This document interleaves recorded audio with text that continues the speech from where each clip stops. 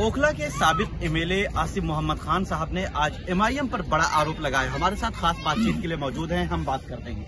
आसिफ साहब, आपने press conference की है। प्रेस कॉन्फ्रेंस में एमआईएम पर बहुत बड़ा आरोप और इल्जाम लगाया है, क्या सच्चाई है? नहीं, देखिए, पहली बात तो मैं ये कह देता हूँ कि शफाउर रहमान, हम बार बार ये कह रहे हैं कि शफाउर रहमान बिल्कुल इनोसेंट है। बहुत अच्छा लगता है कि हमारा छोटा भाई है और इतने अरसे से वो 4.5 साल से जेल में है। हमें पूरी हमदर्दी है उसकी फैमिली के साथ। लेकिन हम बात कर रहे हैं सिर्फ ओवैसी साहब की और एमआईएम पार्टी माइनस शफाउर, क्योंकि उसे तो बेचारे को नहीं पता कि अंदर है, वो तो अंदर है, उसका कोई इन्वॉल्वमेंट जो हम कह रहे हैं उसमें कोई शफाउर रहमान का नहीं। हम बात ये कह रहे हैं कि पहली बात तो ये कि ओवैसी साहब को सिर्फ दंगा पीड़ित ही इलेक्शन के टाइम में इस्तेमाल करने के लिए क्यों नजर आते हैं? अगर वो पॉलिटिकल आदमी है, पॉलिटिकल पार्टी है, ओवैसी साहब को तो 70 सीटों पे इलेक्शन लड़ाना चाहिए था। 70 नहीं लगाते, 50 लगाते, 40 लड़ाते, 30 लड़ाते, लेकिन उन्होंने यही हल्के 2 क्यों चुने इलेक्शन? क्या उन्हें दूसरे हल्कों में कोई दंगा पीड़ित नहीं मिला? शायद उन्होंने इसलिए इलेक्शन नहीं लड़ा। ये बात मैं इसलिए कह रहा हूँ कि ओवैसी साहब वही काम कर रहे हैं जो आरएसएस और बीजेपी और अमित शाह और नरेंद्र मोदी चाहते हैं। अब बीजेपी को सिर्फ 2 सीटों पे फायदे की बात हम नहीं कर रहे, हम 70 सीटों पे बीजेपी को फायदे के लिए ओवैसी साहब काम कर रहे हैं। कैसे? आप ये कहेंगे तो लड़ा तो 2 ही कैंडिडेट रहे। वहाँ जो 68 सीटें हैं वहाँ बीजेपी जामिया नगर ओखला और मुस्तफाबाद को हर बीजेपी का कैंडिडेट मुद्दा बनाए हुए है। वो वहाँ ये बता रहा कि साहब जो मुसलमानों की पार्टी है एमआईएम, वो जिन्होंने हिंदुओं के साथ कत्लेआम किया है उनको कैंडिडेट बना के एमएलए बनाना चाहती है। तो वहाँ पर भी बीजेपी को फायदा बन रहा और यहाँ भी वैसे साहब ये चाह रहे हैं कि डिवीजन करवा दूं और बीजेपी को फायदा हो जाए। लेकिन मैं सरकारी एजेंसियों के जो मैं आ रहा हूँ स्टेप बाय स्टेप। हो सकता है कि कल को अभी संभल में 4 बच्चे शहीद हो गए, ना तो वैसे सब मिलने गए, लेकिन जब यूपी में इलेक्शन होगा तो वो जो दंगा पीड़ित हैं वो ऐसे साहब को नजर आएंगे। हो सकता है वो संभल से उन्हीं में से एक को, भाई को या बाप को या बीवी को, वो ऐसे साहब संभल से एमएलए का उतारेंगे, एक मुरादाबाद से उतार देंगे, एक अमरोहे से उतार देंगे, चारों फैमिलियों में से एक को उतार देंगे और बस उनकी ये जिम्मेदारी है। और जहां उनको मदद करनी चाहिए दंगा पीड़ितों की, वहां वो ऐसे सब नाता रखें। रही ये बात, हम एक बात कह रहे हैं सीधे कि हमारे पास बिल्कुल मोबाइल की रिकॉर्डिंगें हैं और मोबाइल के नंबर्स हैं, वो भी हम आपको देंगे। क्राइम ब्रांच और स्पेशल स्टाफ जितने भी यहाँ पर टॉरीबाज टाइप लड़के हैं या जो सीएनआरसी में मुलविस रहे थे, उन पे केस रजिस्टर नहीं हुए, उन्हें क्राइम ब्रांच और स्पेशल स्टाफ फोन करके धमका रही है कि ओवैसी को एमआईएम को इलेक्शन लड़ाओ, नहीं तो समझ लेना। मैं ये पूछ रहा हूँ कि क्राइम ब्रांच और स्पेशल स्टाफ का क्या इंटरेस्ट है एमआईएम को इलेक्शन लड़वाने? आपको क्या लगता है कि जो सरकारी एजेंसी की बात कर रहे हैं आपकी, उन पर वो फोन करके उनको एमआईएम को लड़ाने की बात कर रहे हैं, आपको क्या लगता है कि क्या फायदा है? मैं बता रहा हूँ आपको, और आज भी आप चले जाइएगा, ओवैसी साहब की पदयात्रा है और ओवैसी साहब की उस पदयात्रा में कम से कम 200 पुलिस एकेडमी के लड़के बसों के जरिए आ रहे हैं। जहां ओवैसी साहब की रैली निकल रही है, वो अंडर ट्रेनिंग है। अभी वो आपको लगेगा नहीं ये पुलिस वाले बच्चे हैं, कम उम्र के बच्चे हैं, वो उस रैली में चल रहे हैं। और अभी राहुल गांधी भी आए थे, कितनी सिक्योरिटी थी, लेकिन ओवैसी साहब के लिए 200 पुलिस वाले वर्दी में आ रहे हैं।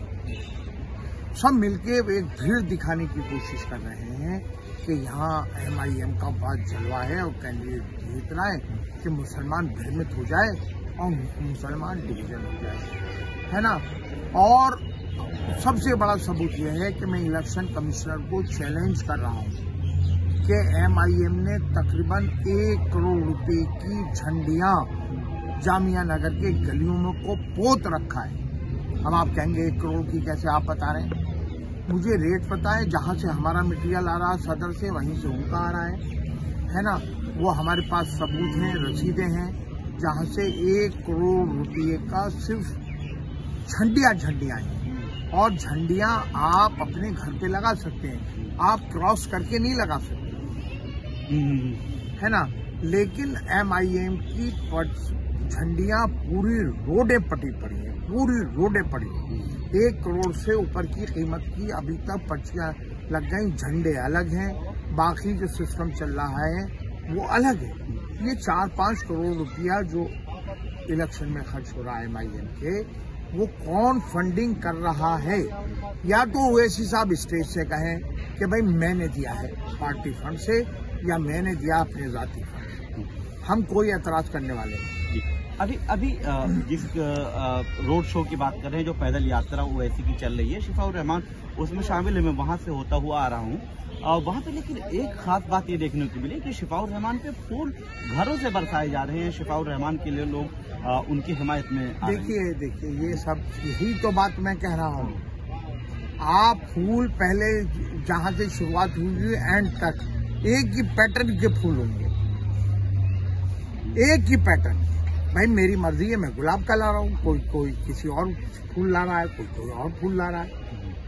ओरिजिनलिटी उसी में होती है। अगर 1 लाख 2 लाख के फूल एक ही ट्रक में भर के आ रहे हैं, एक ही मेटाडोर में आप भर के आ रहे हैं, तो वो फूलों की फंडिंग तो कोई कर रहा है। मैं आपकी बात मान लूंगा, अगर 10 तरह के फूल बरसाए जा रहे हैं तो मैं मान लूंगा कि लोग। इलेक्शन कमीशन पे भी आपने सवाल उठाया, मुतालबा किया है, डिमांड किया है कि इस तरह की जो चीजें हो रही हैं उस पर वो एक्शन ले। कैसे इस बात को आगे भाई वो क्यों नहीं उतार रहे? उनके सेक्टर मजिस्ट्रेट घूम रहे हैं, फ्लाइंग स्क्वाड घूम रहे हैं, वो क्यों नहीं क्रॉस पर उन्हें उतार रहे हैं? लेकिन जब कांग्रेस या और कोई कैंडिडेट अपनी क्रॉस उनके मुकाबले पे लगाता, पुलिस पहुंच जाती है, उनकी हटाफट हो रही है, पुलिस उनको जेल वहां ले जाती है, थाने ले जाती है, झंडे छीन लेती है। लेकिन MIM के झंडे पोस्ट हर चीज लगवाने में पुलिस उसको सपोर्ट क्यों कर रही है, मैं इतना जानना चाहता हूँ। जी, तो शुक्रिया। तो ये आसिफ मोहम्मद खान साहब ने सरकारी एजेंसियों के गलत इस्तेमाल पर सवाल उठाया है। साथ ही ये भी कहा कि जो भी चीजें चल रही हैं, ये चीजें शिफाउर रहमान से हमें कोई मुखालफत नहीं है, हो सकता है कि उनको मालूम भी ना हो, लेकिन MIM की फंडिंग की जा रही है और MIM के में जो पुलिस में नए स्टूडेंट जिनकी ट्रेनिंग हो रही है वो एकेडमियों से लाए जा रहे हैं। मैं निसार अहमद खान, भारत एक्सप्रेस, दिल्ली। देखिए, मैं हर स्पीच में, हर प्लेटफॉर्म से ये बात कह रहा हूँ कि शिफाउर रहमान इनोसेंट है, मजलूम है, मासूम है, उसके साथ जाती हुई है और उस पर गलत शिफाउर रहमान के UAPA लगा है। हमें उससे भी और उसकी फैमिली से भी पूरी हमदर्दी है। हम शिफाउर रहमान के खिलाफ एक लफ्ज भी नहीं बोलना चाहते, लेकिन जिस तरह से शिफाउर रहमान का इस्तेमाल किया जा रहा है वो चौंकाने वाली बातें हैं जो मैं आपको बताने चाहता हूँ। मैं ये नहीं कह रहा कि शिफाउर रहमान की नॉलेज में वो बातें हैं या उनकी फैमिली के नॉलेज में वो बातें। यहाँ से मैं शुरू करता हूँ छोटी सी बात कि मनीष के यहाँ आप ट्राई कर लीजिएगा, आप यहाँ से 2 या 3 मुसलमानों को भेजिएगा और मनीष चौधरी से ये कहें कि हम तुम्हारा ऑफिस खोलना चाहते हैं, तो ये कहेगा मनीष चौधरी जो बीजेपी का कैंडिडेट है, नहीं मेरा मत खोलो, आप इंतजाम करो MIM के ओवैसी के ऑफिस खोलने का। चलिए, हो सकता है कि आप इस बात को गलत माने, मेरे पास ये कंफर्म रिपोर्ट है, खुदा गवाह है, मैं हल्फिया ये बात कह सकता हूँ कि क्राइम ब्रांच और स्पेशल स्टाफ इस टाइम पूरे जामिया नगर में सरगर्म हैं। जो बच्चे भी CNRC के प्रोटेस्ट में थे या जो बच्चे टॉरीबाज टाइप हैं, जो कहीं गली या मोहल्ले में या एक उम्र में थोड़ा बदमाशी का एक स्टाइल था, उन्हें क्राइम ब्रांच और स्पेशल स्टाफ धमका रहा है, खून कर करके धमका रहा है, पर्सनली धमका रहा है कि तुम्हें ओवैसी के कैंडिडेट का इलेक्शन लड़ाना है। पूरा एडमिनिस्ट्रेशन आज ओवैसी के साथ खड़ा हुआ है जामिया नगर में। ये हकीकत है। अगर आप मुझसे अलग से पूछेंगे कि किस किस बच्चे के पास क्राइम ब्रांच या स्पेशल स्टाफ वालों का फोन आया है, तो मैं उनके नाम भी आपके बीच में खोल दूंगा। कल से मेरे पास कई फैमिलीज आई हैं कि साहब हमारे बच्चे को कहीं लपेट तो जाए। एक शख्स कल हमारे लिए गैदरिंग करे हुए बैठा था 50 लोगों की। वो एक उम्र में टोरीबाज रहा है, लेकिन अब एक नॉर्मल है, थोड़ा उम्र भी हो गई है। उसको उसी टाइम पर क्राइम ब्रांच से फोन आ रहा है कि तुम्हें MIM के कैंडिडेट का इलेक्शन लड़ाना है, हम तुमसे कह रहे हैं। उसने डर के मारे, वो वहां मीटिंग अरेंज कर रहा था, डर के मारे उठ के चला गया। मैं ढूंढवा रहा हूं। बाद में वो मुझसे कहता आतिफ भाई आपके बीच में जो फोन आया था वो क्राइम ब्रांच से आया। आप एक बात बताइए, जितने खर्चा सारे कैंडिडेट्स का हो रहा है, आप फील्ड में हैं, आप देखिए। सफाउर रहमान तो 5 साल से जेल में है, किसान का बेटा है, खुद भी किसान है, कोई फैक्ट्रियां नहीं है। तकरीबन 1 करोड़ रुपए की सिर्फ झंडियां जाकिर नगर से शाहीन बाग तक लगी हुई है। पूरी गलियां पाट रही हैं। कौन फाइनेंस कर रहा है? ये कहां से फाइनेंस हो रहा है? क्योंकि मटेरियल हम भी मार्केट से खरीद रहे हैं। हमें ये पता है कि एक लड़ियों का जो बोरा है उसमें 25,000 लड़ियां होती हैं और वो तकरीबन 10,000 का आता है, और वो कितना एरिया कवर करता है। मेरा ये मानना, सिर्फ कल मैं जो ओखला विहार गया हूं, कम से कम 3-4 लाख रुपए की लड़ियां सिर्फ ओखला विहार में। ये MIM पे इल्जाम लगा रहे हैं। मैं MIM पे, मैं सफाउर रहमान पे नहीं लगा रहा, वो जेल में है। ठीक। मेरा ये कहना है कि तमाम एजेंसियां, आप ये देखिए, हमारे लड़के झंडियां लगाते हुए रोज पकड़े जा रहे हैं, थाने से छुटाए जा रहे हैं, लेकिन MIM का कोई भी जो झंडा या लड़ियां लग रही हैं, कोई भी पुलिस उनको चेक नहीं कर रही। जाकिर नगर हो, कहीं पर भी हो, MIM की पूरी गलियां पाट दी गई हैं। पुलिस ने आज तक उनको टोका नहीं। और हम जब लगाने जा रहे हैं, रोज हमें लगाने में परेशानी हो रही है, और पुलिस कांग्रेस पार्टी की लड़ियां और झंडे हटा रही है। मैं इलेक्शन कमिश्नर से पूछना चाहता हूं कि लॉ तो सबके बराबर है ना, या इलेक्शन कमिश्नर अमित शाह का है? अमित शाह मोदी जिसको लड़ाएंगे, RSS जिसको लड़ाएगी, उसकी झंडे और बैनर लगेंगे, उसकी लड़ियां लगेंगी, लेकिन कांग्रेस पार्टी की नहीं लगेंगी। ये दुश्वारी हमें रोज फेस करनी पड़ रही है। और मेरी जानकारी में ये है कि जो पुलिस का जो ट्रेनिंग कॉलेज है, वहां जो बच्चे अभी नए भर्ती हुए हैं, वो बसों में भर के लाए जा रहे हैं जामिया नगर में भीड़ दिखाने के लिए। ये मैं इल्जाम नहीं लगा रहा, मैं एक बात पूछ रहा हूं। आप सब बातों को कह के आप ये क्यों, आप इस बात का सबसे बड़ा सबूत है कि लड़ियां MIM की इतनी कहां से, कौन लगा रहा है, किसके इशारे पे लग रही हैं, और वो क्यों नहीं हट रही अभी तक, और पार्टियों की कौन हटा रहा है? रोज कांग्रेसी के 10 बच्चों को पकड़ के पुलिस ले जाती है। आपने कभी नहीं सुना कि MIM के पकड़िए? फौरन उन्हीं बच्चों से जो लगाते हुए होते हैं उनसे ही हटवाती है पुलिस, लेकिन MIM के लोगों से क्यों नहीं हटवाती है पुलिस? तो ये बहुत गौर और फिक्र की बात है कि इस साजिश के पीछे कौन लोग हैं, कौन। मुझे पूरा यकीन है ओखला के लोगों, लेकिन मैं ये वैसे साहब से बात पूछना चाहता हूं कि उन्हें दिल्ली के अंदर सिर्फ उन्होंने दंगा पीड़िती क्यों ढूंढे? सीलमपुर में भी उन्होंने कोशिश करी शाहरुख को, क्योंकि 2 को लगा के 68 कॉन्स्टिट्यूंसी में बीजेपी ने ये मुद्दा बना रखा है। ओवैसी साहब के ये 2 कैंडिडेट जो खड़े हैं, इसका तो फायदा बीजेपी को यहाँ मिल रहा है। उसके अलावा वो जो 68 सीटें हैं वहां उन्होंने ये इशू बना रखा बीजेपी आरएसएस ने कि देखो ओवैसी ने दंगा पीड़ितों को टिकट दे रहा है एमएलए बनने वाला। भाई आप पॉलिटिकल ओवैसी साहब, आप पॉलिटिकल आदमी हो, आपकी पॉलिटिकल पार्टी है, आपको 70 सीटों पे खड़े हो तो हमें कोई ऑब्जेक्शन नहीं। आप 50 पे करते, 30 पे करते, 25 पे करते, 20 पे करते तो हम एतराज करने वाले कोई नहीं। आप उन हलकों में जाके चुनिंदा बाकियों में क्यों नहीं खड़े किए?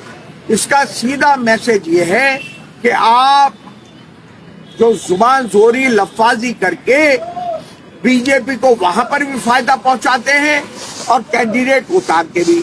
मैं एक बात कहना चाहता हूं, आप मेरा तजर्बा देखिएगा, ओवैसी साहब संभल नहीं गए ना उन बच्चों से मिले। अब जब असेंबली का इलेक्शन यूपी में होगा तो ओवैसी साहब संभल से कैंडिडेट उतारेंगे। वो जो 4 बच्चे मारे गए हैं, शहीद हुए हैं, उन बच्चों की फैमिली के कैंडिडेट उतार देंगे।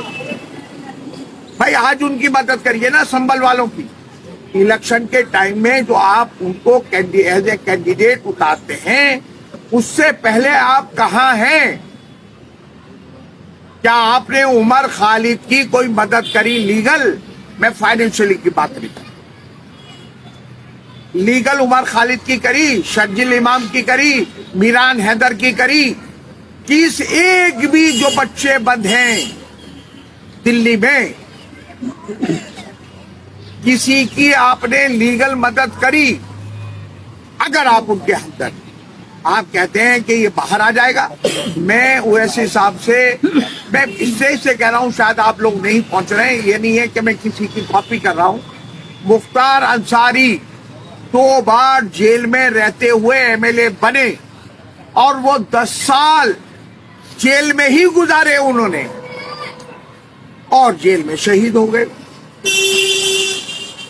एमएलए बनना, एमपी बनना या काउंसलर बनना इस बात की गारंटी नहीं है कि आप जेल से बाहर आ जाएंगे या आप बरी हो जाएंगे। जब प्री ड्यूटी से अंडर ट्रायल है तो ये बात कोर्ट ही तय करेगी, ये बात कोर्ट ही तय करेगी कि ये बरी होंगे या सजा होगी। ये ओखला की जनता तय नहीं करेगी या मुस्तफाबाद की जनता तय नहीं करेगी कि ये बरी होंगे और जेल से बाहर आ जाएंगे। मेरा ये कहना है कि कानूनी एक तरीका है, किसी भी जेल में जो लोग होते हैं उनको बाहर लाने का ये एक कानूनी प्रोसेस होता है ना, और उसको फॉलो करेंगे जब ही ये लोग बाहर आएंगे।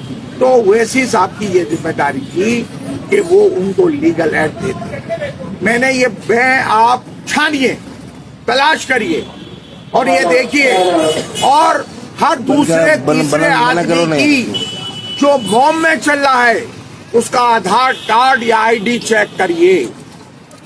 मैं दावे के साथ कह रहा हूं कि अगर जो ओवैसी की रैली में चल रहे हैं उसमें आधे लोग पुलिस के लोग हैं जो अंडर ट्रेनिंग है, कॉलेज में अभी ट्रेनिंग ले रहे हैं, वो बस से अमित शाह यहां तक पहुंचा रहा है।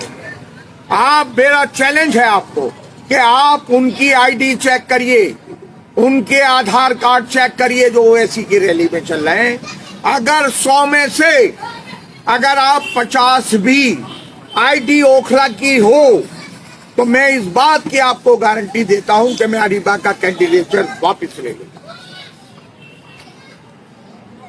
बाहर के लोगों से आकर आप यहां जिस तरह का एक माहौल बनाना चाहते हैं, मैं अभी भी कह रहा हूं, मैं बीजेपी से डरने वाला नहीं हूं और ना कैंडिडेट जीतेगा और ना यहां का मुसलमान इतना बेवकूफ है कि वो डिवाइड हो जाएगा, किसी कीमत पर भी नहीं होगा।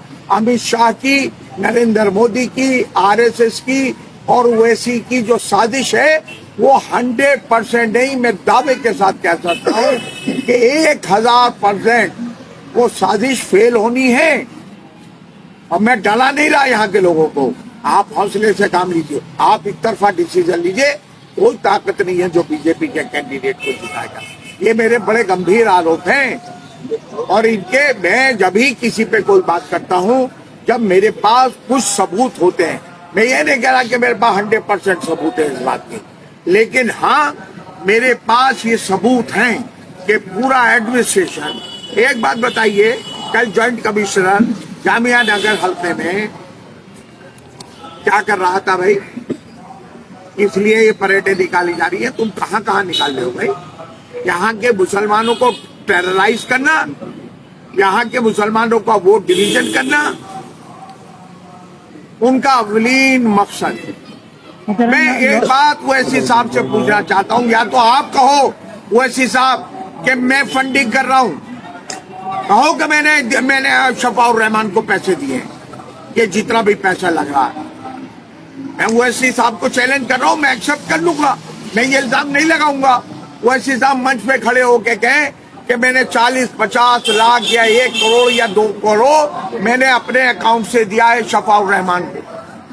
अगर उन्होंने नहीं दिया है तो ये पैसा भरपूर, मैं कह रहा हूं कि सारे कैंडिडेट मिलाकर जितना पैसा खर्च कर रहे हैं इतना अकेले ओवैसी साहब की पार्टी जामिया नगर पे सिर्फ फोकस कर रही है। भाई आप वहां क्यों नहीं जा रहे वोट मांगने? जे क्लस्टर मदनपुर खादर क्यों नहीं जा रहे? आली गांव क्यों नहीं जा रहे? आली विहार क्यों नहीं जा रहे? आली एक्सटेंशन क्यों नहीं जा रहे? आप मदनपुर खादर गांव क्यों नहीं जा रहे? आप जसोला गांव क्यों नहीं जा रहे? आप सिर्फ एक पर्टिकुलर एरिया का डिवीजन करना चाहते हो ओवैसी साहब। आप थोड़ा सा हाँ जे क्लस्टर में 40,000 वोट है, दिल्ली के बहुत कम क्लस्टर हैं, मदनपुर खादर जे क्लस्टर में 40,000 वोट हैं। ओवैसी साहब वहां डोर टू डोर कैंपेन क्यों नहीं चला रहे? वहां रैली क्यों नहीं कर रहे? दिल्ली का सबसे बड़ा गांव है मदनपुर खादर, 20,000 गांव के वोट हैं, 20 से 22,000। उस गांव में कितनी बार हमारे ओवैसी साहब गए, पैदल मार्च कर रहे हैं, पूरा डेरा डाल रखा, किसके इशारे पे डाल? तो ये मेरे जमात का जवाब ओवैसी साहब को देना पड़ेगा, और नहीं तो 2-4 दिन में सारा कच्चा चिट्टा हमारे पास मौजूद है, हम सड़कों पर उसको पब्लिक में बताएंगे।